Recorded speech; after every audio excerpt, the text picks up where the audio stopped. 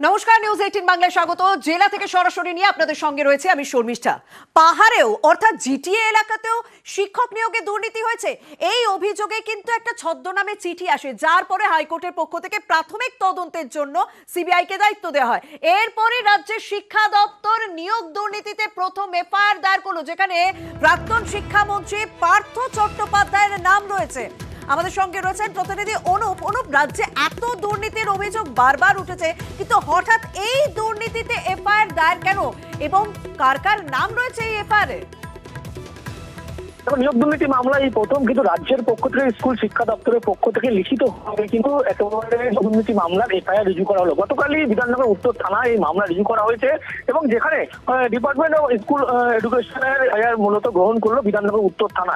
এর আগে যেমন বিধাননগর উত্তর থানায় মূলত অভিযোগ করতে গিয়েছিল ছদ্মনামে একজন, সেক্ষেত্রে কিন্তু বিধাননগর উত্তর থানা সেভাবে গুরুত্ব দেয়নি। পরবর্তী ক্ষেত্রে আদালতের যখন দ্বারস্থ হয়, আদালত কিন্তু একেবারে 16ই এপ্রিল রায়দান দেবে বলে এমনটাও স্পষ্ট করেছিল। সেক্ষেত্রেই দেখা গেল স্কুল শিক্ষা দপ্তরের পক্ষ থেকে কিন্তু ইতিমধ্যেই এই যে লিখিত মর্মে অভিযোগ দায়ের করা হয়েছে সেটা এফআইআর হিসেবে গণ্য করা হয়েছে, যেখানে প্রাক্তন শিক্ষামন্ত্রী পার্থ চট্টোপাধ্যায় তার নাম সেখানে এফআইআর গণ্য করা হয়েছে। তৃণমূল নেতা শ্রীরামপুর ভট্টাচার্য তার নাম আছে যেমন জানা যাচ্ছে, তার মাঝে পাহাড়ের জিটিএ যিনি প্রাক্তন প্রধান ছিলেন তার নাম, অর্থাৎ বিনয় তামাং তার নাম।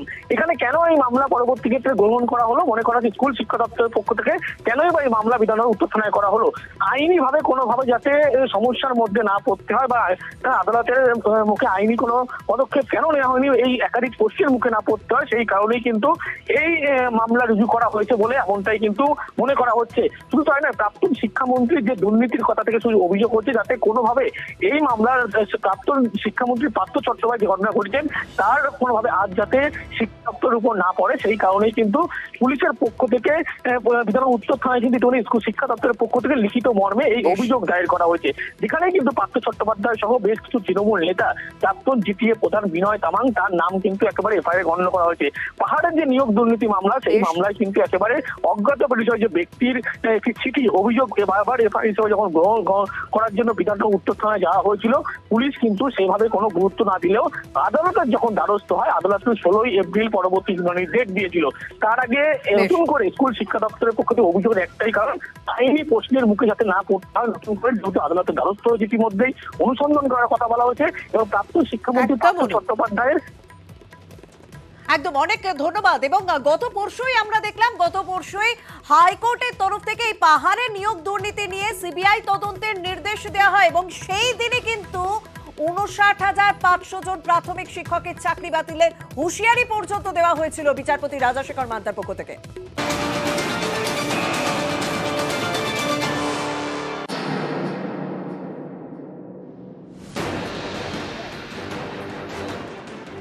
ফের অস্বস্তির মুখে প্রাথমিক শিক্ষা পর্ষদ। 2014 সালের প্রাথমিক টেট এবং নিয়োগ প্রক্রিয়া বাতিলের হুঁশিয়ারি দিলেন কলকাতা হাইকোর্টের বিচারপতি রাজাশেখর মান্তা। 2014 সালের টেটে 2016 এবং 2020 সালে নিয়োগ হয়। প্রায় 59,500 জন প্রাথমিক শিক্ষকের চাকরি পান। এই নিয়োগে দুর্নীতির অভিযোগ ওঠে, তদন্ত করছে সিবিআই। টেটের ওএমআর সিট জালিয়াতির অভিযোগ উঠেছে। মঙ্গলবার এই মামলার শুনানিতে বিচারপতি মান্থা বলেন, আসল ওএমআর সিট চিহ্নিত করা না গেলে পুরো টেট এবং নিয়োগ প্রক্রিয়া বাতিল করে দিতে আদালত বাধ্য হবে। একই সঙ্গে তিনি নির্দেশ দেন, ওএমআর শিটের আসল তথ্য খুঁজে বের করতে হবে সিবিআইকে। ডিজিটাল ফুটপ্রিন্ট কোথায় রয়েছে তার সন্ধান করতে শুরু করুক কেন্দ্রীয় তদন্তকারী সংস্থা। আগামী মঙ্গলবারের মধ্যে অতিরিক্ত রিপোর্ট দিয়ে সংক্ষেপে স্পষ্ট করে জানাতে হবে কিভাবে কোথায় দুর্নীতি হয়েছে। একদিকে চাকরি বাতিলের হুঁশিয়ারি, আরেকদিকে এদিনই নতুন নিয়োগের নির্দেশ বিচারপতি মান্থার, সেটাও প্রাথমিকে। নিয়োগ হতে চলেছে প্রায় 400 চাকরি প্রার্থীর। হাওড়া জেলার প্রাথমিক শিক্ষা সংসদ এখনই চাকরি দেবে 151 জনকে। বাকিদের নিয়োগের জন্য রাজ্য সরকার পদ তৈরি করবে। 3 মাসের মধ্যে এই নিয়োগ করতে হবে, নির্দেশ বিচারপতি মান্থার। হাওড়া ডিপিএসসির পক্ষ থেকে যিনি আইনজীবী ছিলেন তিনি জানিয়েছেন যে 151টি পদে অলরেডি ভ্যাকেন্ট আছে, সেই পদে ইমিডিয়েটলি তারা অ্যাপয়েন্টমেন্ট দিতে পারবেন। বাকি পদগুলো যখন আসবে টাইম টু টাইম সেই অনুযায়ী তারা অ্যাপয়েন্টমেন্ট দিতে পারবেন। মহামান্য বিচারপতি এই নির্দেশও দিয়েছেন আগামী 3 মাসের মধ্যে এই নিয়োগ প্রক্রিয়া সম্পন্ন করতে। স্কুলে নিয়োগে দুর্নীতির ভুরি ভুরি অভিযোগ উঠেছে, তদন্ত করছে কেন্দ্রীয় সংস্থা।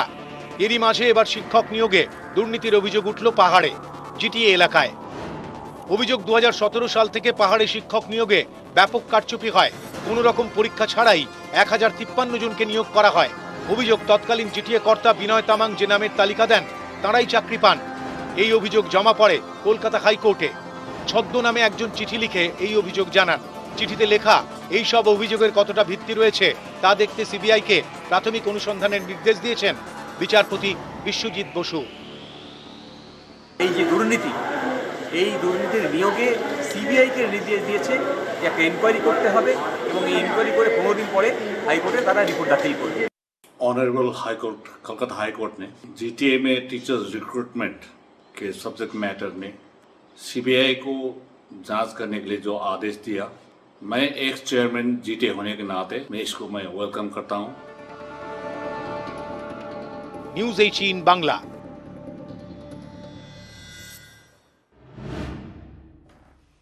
এদিকে গতকাল সন্দেশখালী ইস্যুতে আমরা দেখলাম হাইকোর্টের পক্ষ থেকে হাইকোর্টের নজরদারিতে সিবিআই এর বিশেষ তদন্তকারী দল তদন্ত করবে বলে এরকম নির্দেশ দেওয়া হলো। এরপরই তৎপর সিবিআই আপাতত 3টি এফআইআর করে সন্দেশখালীর তদন্ত শুরু হচ্ছে। এই 3টি এফআইআর এ কোন কোন অভিযোগগুলোকে বিশেষভাবে গুরুত্ব দেওয়া হচ্ছে এবং আরো মানুষের যদি অভিযোগ থাকে, গতকালই পোর্টাল খোলার কথা বলা হয়েছিল, সেই পোর্টাল খোলার ক্ষেত্রে কি কি ব্যবস্থা নেওয়া হচ্ছে জানাবেন আমাদের প্রতিনিধি অমিত সঙ্গে রয়েছেন। অমিত, দেখো, পোর্টাল তৈরির কাজ ইতিমধ্যে শুরু করা হয়েছে এমনটাই সিবিআই সূত্রে খবর। সেক্ষেত্রে তৎপরতা রয়েছে, কারণ তারা অভিযোগ পেতে চাইছে। সেক্ষেত্রে ইতিমধ্যে একটি মেল আইডি ক্রিয়েট করা হয়েছে এবং সেই মেল আইডি পাঠিয়ে দেওয়া হয়েছে উত্তর 24 পরগনা জেলা শাসকের কাছে। অন্যদিকে রাজ্য পুলিশের কাছে অর্থাৎ সন্দেশখালী থানাতে কি কি ধরনের অভিযোগ জমা হয়েছে বা কি কি ধরনের কেস এই মুহূর্তে স্টার্ট রয়েছে সেগুলো পুরোটা হস্তান্তর হবে সিবিআই এর কাছে এবং তারই ভিত্তিতে গতকাল মিটিং হয়েছে। আজও বেশ কয়েক দফায় মিটিং হয়েছে সিবিআই আধিকারিকদের মধ্যে। তো মূলত 3টি ক্যাটাগরি এখনো পর্যন্ত পাওয়া যাচ্ছে বা সিবিআই সূত্রে যেটা জানা যাচ্ছে যে সেখানে ল্যান্ড গ্র্যাবিং এর অভিযোগ রয়েছে, তার সেই সমস্ত নিয়ে আলাদা একটা এফআইআর হবে। মলাস্টেশনে যে অভিযোগগুলো রয়েছে সেটা তার ভিত্তিতে একটা আলাদা এফআইআর হবে। অন্যদিকে 2টো রেপের এফআইআর ছিল, তার ভিত্তিতে কিন্তু আলাদা এফআইআর হবে। এছাড়া তারা যে মেল আইডি মধ্যে চালু করা হয়েছে, অন্যদিকে পোর্টাল চালু হচ্ছে, সেখানে যে অভিযোগগুলো আসবে সমস্ত অভিযোগের সত্যতা তারা যাচাই করবে এবং তারপরেই সেগুলো ধারা অনুযায়ী বা সেকশন অনুযায়ী আলাদাভাবে কিন্তু এফআইআর হবে বা যে এফআইআর করার কথা বলা হচ্ছে। মোট কমপক্ষে 3টি এফআইআর পথে কিন্তু হাঁটতে চলছে সিবিআই, এমনটা কিন্তু সিবিআই সূত্রে খবর। ধন্যবাদ। এই আদালতের তরফ থেকে যে সিবিআই তদন্তের নির্দেশ দেওয়া হলো, সেই তদন্ত মানে সিবিআই তদন্তকে স্বাগত জানালেন শেখ শাহজাহান। আজ তাকে প্রশ্ন করা হয়েছিল এবং তিনি বলছেন সিবিআই তদন্ত হলে ভালো হবে, এমনকি ইডি তদন্ত হলেও ভালো হবে বলে জানালেন শেখ শাহজাহান। জমি দখল নিয়ে সিবিআই তদন্তের নির্দেশ হাইকোর্টে। আস্থা আছে সিবিআই তদন্ত করবে। আপনি বলছিলেন জমি দখলের যে অভিযোগ আপনার বিরুদ্ধে সেটা আপনি মিথ্যে বলছিলেন। খুব ভালো হবে সিবিআই তদন্ত হলে খুব ভালো হবে। সিবিআই তদন্ত হলে ভালো হবে। আর ইডি তো তদন্ত করছে শাহজাহান। সবচেয়ে ভালো হবে। ঠিক আছে। এদিকে ফিরহাদ হাকিম তিনি বলছেন যে সিবিআই তদন্ত হোক, কিন্তু তদন্ত যাতে নিরপেক্ষ হয় সেটাও দেখতে হবে। না, হচ্ছে তো সিবিআই তদন্ত তো হচ্ছে। সিবিআই তদন্ত হচ্ছে, হাইকোর্ট নির্দেশ দিয়েছে সিবিআই তদন্ত হবে, কিন্তু তদন্তটা যাতে নিরপেক্ষ হয়। হাইকোর্ট অনেকগুলোই আদেশ দেয় সিবিআই তদন্তের, তারপরে সেটা রাজনৈতিক অস্ত্রটা বিজেপির হাতে তুলে দেয়। সেটাই যাতে না হয়, এটাই কাম্য। এবার রেশন দুর্নীতি খবরের দিকে নজর রাখা যাক, যেখানে নতুন তথ্য ইতিমধ্যে ইডির হাতে এসেছে যে গত এক বছর মানে 2014 থেকে 2015 এই এক বছরে 350 কোটি টাকা পাচার হয়েছে। এক বছরে 350 কোটি টাকা পাচার হয়েছে বলে তথ্য। রেশন দুর্নীতিতে যে তৃতীয় চার্জশিট দেওয়া হচ্ছে সেখানে এই তথ্য উল্লেখ করা হয়েছে। পাচারের টাকা হাওয়ালার মাধ্যমে বিদেশে গিয়েছে বলে তথ্যে উল্লেখ করা হয়েছে, চার্জশিটে উল্লেখ করা হয়েছে।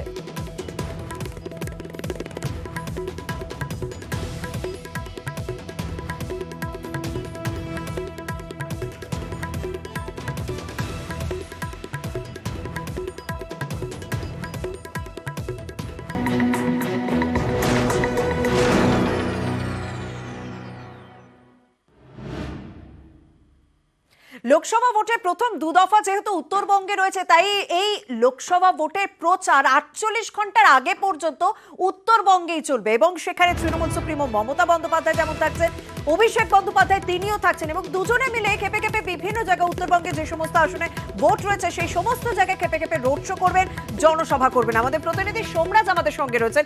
সোমরাজ, তৃণমূল নেত্রী মমতা বন্দ্যোপাধ্যায় কি কি সূচি রয়েছে সেখানে এবং অভিষেক বন্দ্যোপাধ্যায় কি কি সূচি রয়েছে?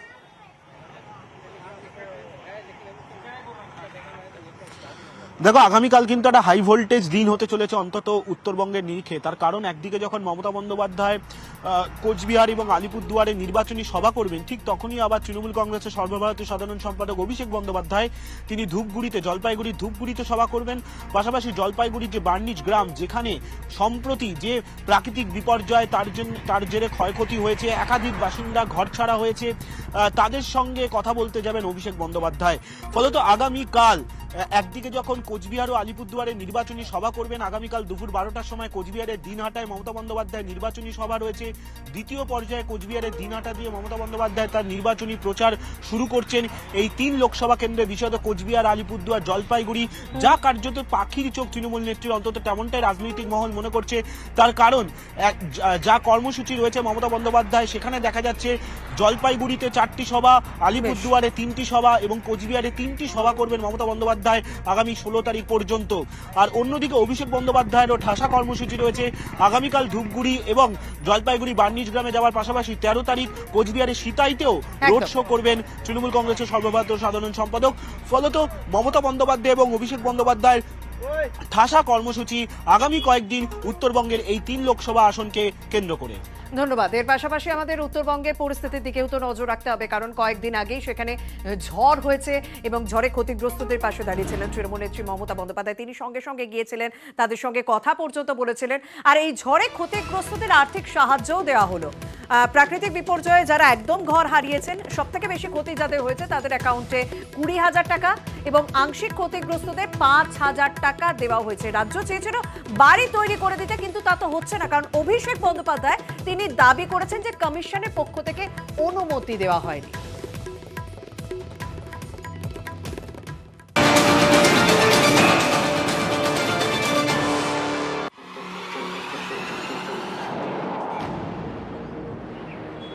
উত্তরবঙ্গে ঝড়ে বিধ্বস্তদের ক্ষতিপূরণ দেওয়ার কাজ শুরু করে দিল রাজ্য সরকার। জলপাইগুড়ির ময়নাগুড়ি ব্লকের 3টি গ্রাম পঞ্চায়েত এলাকায় ঝড়ে ক্ষতিগ্রস্ত হয়েছে 632টি পরিবার। এর মধ্যে 440 জনের ব্যাংক অ্যাকাউন্টে 20,000 টাকা করে পড়েছে। আংশিক ক্ষতিগ্রস্তরা পাচ্ছেন 5,000 টাকা করে। অভিষেক বন্দ্যোপাধ্যায়ের বক্তব্য অনুযায়ী ঝড়ে বেশি ক্ষতিগ্রস্ত এবং আংশিক ক্ষতিগ্রস্তদের কত টাকা করে ক্ষতিপূরণ দেওয়া যাবে সেটা ঠিক করে দিয়েছে নির্বাচন কমিশন। ইলেকশন কমিশনের তরফ থেকে রাজ্যকে জানিয়ে দেওয়া হয় যে নতুন বাড়ি তৈরির ক্ষেত্রে রাজ্যকে পারমিশন ইলেকশন কমিশন দিচ্ছে না। রাজ্যকে বলা হয়েছে তুমি ড্যামেজ দিতে পারো, আংশিক যদি ক্ষয়ক্ষতি হয়ে থাকে তাহলে 5,000 টাকা ড্যামেজ, আর যদি একটু বেশি হয় তাহলে 20,000 টাকা ড্যামেজ। এই আর্থিক ক্ষতিপূরণে অনেকেই খুশি নন। তাদের প্রশ্ন, 20,000 টাকায় কি হবে? মোবাইলে আমার মেসেজ ঢুকলো, দেখলাম যে 20,000 টাকা ঢুকছে। এই 20,000 টাকা কি কাজটা করবো বলেন? চলবে কি তাতে? আমাদের কিচ্ছু হচ্ছে না। এই জন্য আমার দেওয়া আছে যেন আর কিছু করে পয়সা আমাদের ইয়াতে ঢোকাইলে খুবই ভালো হয়। তো এই 20,000 টাকা দিতে কিছুই হবে না আমাদের। তো 20,000 টাকা দিয়ে কি করবো? খাবো না কাজ করবো না আর কিছু আনবো? কিছুই তো হবে না 20,000 টাকা দিয়ে আমাদের। আর কিছু যদি সরকার দেয়, যে কিছু দেয় পাই, আর একটু ভালো হয়। 31শে মার্চ ভয়ঙ্কর ঝড় হয় উত্তরবঙ্গের 3 জেলা জলপাইগুড়ি, আলিপুরদুয়ার এবং কোচবিহারে। 4-5 মিনিটের ঝড়ে সব তছনছ। সেদিন রাতেই জলপাইগুড়ি যান রাজ্যের প্রশাসনিক প্রধান। ঝড়ে বিধ্বস্তদের পাশে গিয়ে দাঁড়ান মুখ্যমন্ত্রী। ইলেকশন ডিক্লেয়ার হয়ে গেছে আগামী 3 মাস। এমনই একটা অবস্থা, অসহায় অবস্থা, ইচ্ছে থাকলেও আমি নিজে বলতে পারবো না, প্রশাসনের মধ্যে পড়বে। যেহেতু এখন ভোটের বাজার, তাই দুর্গতদের জন্য বাড়ি তৈরি করতেও নির্বাচন কমিশনের অনুমতি প্রয়োজন। এর জন্য কমিশনের কাছে আর্জি জানায় রাজ্য সরকার, কিন্তু কমিশন না করে দিয়েছে বলে দাবি অভিষেকের। ইলেকশন কমিশনের তরফ থেকে রাজ্যকে জানিয়ে দেওয়া হয় যে নতুন বাড়ি তৈরির ক্ষেত্রে রাজ্যকে পারমিশন ইলেকশন কমিশন দিচ্ছে না। রাজ্যকে বলা হয়েছে তুমি ড্যামেজ দিতে পারো, আংশিক যদি ক্ষয়ক্ষতি হয়ে থাকে তাহলে 5,000 টাকা ড্যামেজ, আর যদি একটু বেশি হয় তাহলে 20,000 টাকা ড্যামেজ। তৃণমূলের দাবি, কমিশনের বিধি মতোই ক্ষতিপূরণ দিচ্ছে রাজ্য সরকার। নিউজ 18 বাংলা। বর্ধমান দুর্গাপুরে বিজেপি প্রার্থী দিলীপ ঘোষের প্রচারে আজ চমক দেখা গেল। তৃণমূলের মঞ্চে দেখা গেল দিলীপ ঘোষকে। ভাতারে যাচ্ছিলেন, পথে হঠাৎই তৃণমূলের অনুষ্ঠান দেখে নেমে পড়েন। তারপর তৃণমূলের অনুষ্ঠান মঞ্চে সোজা চলে যান। তৃণমূল ব্লক সভাপতির উপস্থিতিতেই মঞ্চে বিজেপি প্রার্থী নেতা কর্মীদের সঙ্গে শুভেচ্ছা বিনিময় যেমন করলেন, ঈদের সম্প্রীতির বার্তাও দিলেন দিলীপ ঘোষ। এমনকি তৃণমূলের মঞ্চে দাঁড়িয়ে তাকে তার বক্তব্যও রাখতে দেখা গেল। রাজনীতি তার জায়গায়, কিন্তু সামাজিক অনুষ্ঠানে যে আমাদের সমাজ সেটা যেন বোঝা যায়। আপনারা যে আয়োজন করেছেন সবাইকে সর্বত্র মিষ্টি মনে হলো। তো সবাই ভালো থাকুন। নির্বাচন লড়বো আমরা যে যার কিছু নিয়ে, কিন্তু সামাজিক অনুষ্ঠান দুদিন রিল চলছে। আজকে ছোট চড়কও আছে। সৌহার্দ্য বজায় রেখে আহ্বান সবাইকে, সবাই ভালো থাকুন। যারা ঈদ উপলক্ষে জলসত্র করেছেন, মুসলিম ভাইরাও ছিলেন, টিএমসি ঝান্ডা ছিল, কিন্তু আমাকে এসে ডাকলেন, আমাকে শরবত খেতে আমি খেলাম, বলে বসুন।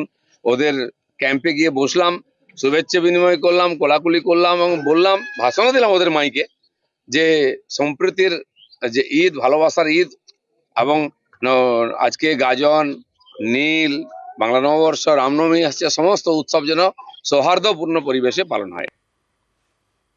এই দিলীপ ঘোষেরই তো আসন বদল হয়েছে। মেদিনীপুর ছেড়ে বর্ধমান দুর্গাপুরে তিনি এবারে বিজেপি প্রার্থী। তারপর দেবশ্রী চৌধুরী, তারও আসন বদল হয়েছে। তারপর এস আলুওয়ালিয়া, অর্থাৎ বর্ধমান দুর্গাপুরে বিদায়ী সাংসদ, তিনি এবার আসানসোল থেকে লড়বেন।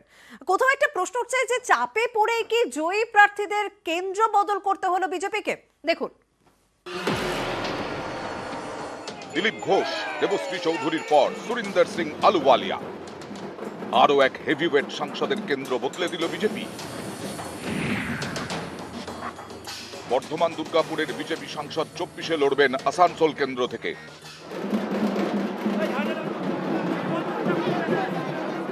আসানসোলের প্রার্থী হিসেবে প্রথমে ভোজপুরি গায়ক ও নায়ক পবন সিং এর নাম ঘোষণা করেছিল বিজেপি, কিন্তু তৃণমূল তার বিরুদ্ধে বাঙালি বিদ্বেষের অভিযোগে সুর চড়ায়। বিতর্কের মাঝে পবন নিজেই ভোটে না লড়ার কথা ঘোষণা করেন। এবার সেই আসানসোলে বিজেপির প্রার্থী আলুওয়ালিয়া। 2014-এ তিনি যেতেন দার্জিলিং থেকে। 2019-এ বর্ধমান দুর্গাপুর, এবার আলুওয়ালিয়া লড়বেন আসানসোল কেন্দ্রে। এর আগে আরো দুই নেতার ক্ষেত্রে কেন্দ্র বদল করেছে বিজেপি। দেবশ্রী চৌধুরী, দিলীপ ঘোষ। বিজেপির প্রাক্তন রাজ্য সভাপতি দিলীপ ঘোষ।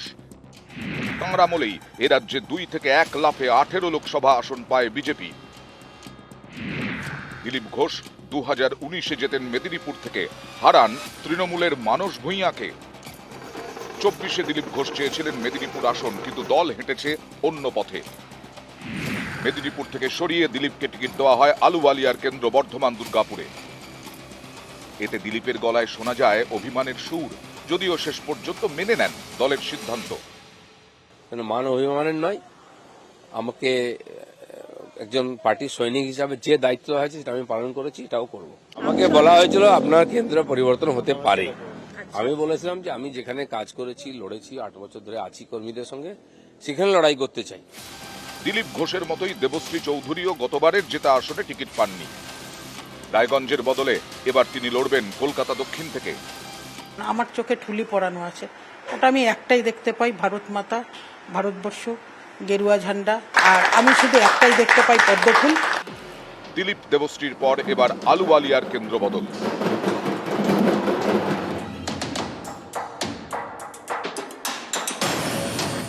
বিজেপি সূত্রে খবর, আলুওয়ালিয়া এবার টিকিট পাবেন কিনা তা নিয়ে দলের অনেকের মধ্যেই সংশয় ছিল। আলুওয়ালিয়ার বিরুদ্ধে বর্ধমান দুর্গাপুর কেন্দ্রের ক্ষোভের আঁচও পেয়েছিল দল। অভিযোগ, তাঁকে নাকি সেইভাবে দেখাই যেত না এলাকায়। শেষ পর্যন্ত কেন্দ্র বদলে আলুওয়ালিয়াকে আসানসোলের প্রার্থী করল বিজেপি। একটা যাযাবর যদি নিজের জন্মভূমিতে ফেরে, তো ঠিক যেই অনুভূতিটা হয়, সেই অনুভূতিটা আমার। এতদিন ধরে বিভিন্ন জায়গাকার মেম্বার পার্লামেন্ট হলাম, এবার নিজের জন্মভূমি আসানসোল, ওখানকার জনগণের রায় নিতে এসেছি। আমি যখন দার্জিলিং থেকে এসেছিলাম তখনও ঠিক এইরকম পোস্টার পড়েছিল, কিন্তু তার উত্তরটা জনগণ দিয়েছিল, এবার আবার দেবে যে আমি বেঙ্গলের মধ্যে হাইয়েস্ট ইনভেস্টমেন্ট করেছি এমপি ল্যাডের টাকা। এতে অনেকেরই প্রশ্ন, কেন 3 জন হেভিওয়েট জয়ী সাংসদদের কেন্দ্র বদলে দিল বিজেপি? এটা কি বিজেপির কৌশল, নাকি চাপে পড়ে এই সিদ্ধান্ত? চাপ হলে কিসের চাপ? আমার লোক কোথায় দাঁড়াবে সেটা কিন্তু অন্য তৃণমূল ঠিক করবে। বরযাত্রী কখন রওনা দেবে, সন্ধ্যাবেলা কি রাত্রিবেলা, সেটা কি কারা ঠিক করবে? সেটা পাড়ার লোক ঠিক করবে না কন্যা পক্ষ ঠিক করবে? আমরা ঠিক সময় ঠিক যাবো, একদম ঠিক সময় যাবে। নাম না করে উদ্দেশ্য করে যাকে সব থেকে বেশি সমালোচনা করে সেই diamond হারবারে royal Bengal tiger Abhishek Bandyopadhyay, তার কাছে দাঁড়ালে 4 লক্ষ বা 5 লক্ষ ভোটে হারবে এটা নিশ্চিত বুঝতে পেরে সে রয়্যাল বেঙ্গলের সামনে কাউকে দাঁড় করানোর মতো লোক এখনো বিজেপি দূরবীন দিয়ে খুঁজে পাওয়া যাচ্ছে না। এটা বিজেপির রাজনৈতিক দৈন্যতা এবং তারা হারার ভয়ে কতটা পেয়েছে সেটাই বোঝা যাচ্ছে। ये डर हम लोगों को बहुत अच्छा लग रहा है। নিউজ 18 বাংলা। এদিকে নাম ঘোষণা পরের দিনে আসানসোলে পৌঁছে গিয়েছেন বিজেপির প্রার্থী। দুর্গাপুরে পা রাখা মাত্রই কর্মীদের উচ্ছ্বাস নজরে পড়ে আজ অন্ডার বিমানবন্দরে পৌঁছন বিজেপি প্রার্থী SS আলুওয়ালিয়া। তাকে স্বাগত জানাতে বিমানবন্দরের সামনে ভিড় ছিল বিজেপি কর্মী সমর্থকদের।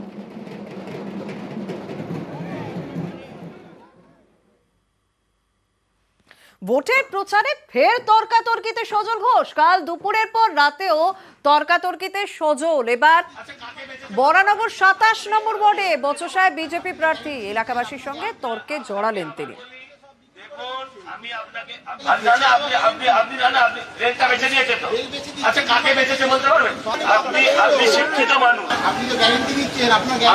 আপনাকে আবার বলি, দেখুন আমি আপনাকে না না কার কাছে বিক্রি হলো, কার কাছে বিক্রি হলো, কার কাছে, কার কাছে? আপনি বলছেন বিক্রি হয়েছে, আমি বলছি বিক্রি হয়নি। আমি বলছি 1 মিনিট, আমি বলছি দাঁড়ান এক মিনিট, আপনি বলছেন বিক্রি হয়েছে, খুব ভালো করে। আপনি আবার কার কাছে বিক্রি? আরে আদানিকে তাজপুর বন্দরটা আপনি দিয়েছেন। আরে ছাড়ুন, চোর সবেরা, চোর। এদিকে গতকাল দুপুরেও আমরা দেখেছিলাম সেই 14 নম্বর ওয়ার্ডের কাউন্সিলর তার সঙ্গেও তর্কাতর্কিতে জড়িয়েছিলেন এবং মঙ্গলবারও 1 নম্বর ওয়ার্ডে যখন প্রচারে বেরিয়েছিলেন তখন এক মহিলার সঙ্গে তর্কে জড়ান সজল ঘোষ।